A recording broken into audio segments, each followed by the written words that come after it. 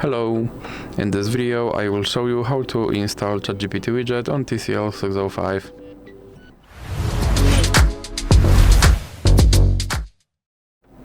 So you have to start by opening your Google Play Store, then click on search bar and type in Ueli AI and click search, and now click install.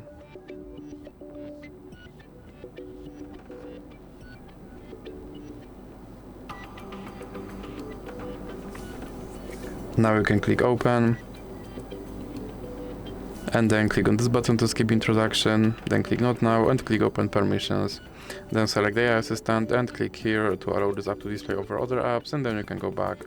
Now go back again and click start. And as you can see right here, there is my ChatGPT widget, and I can open him and I can tell him to do something.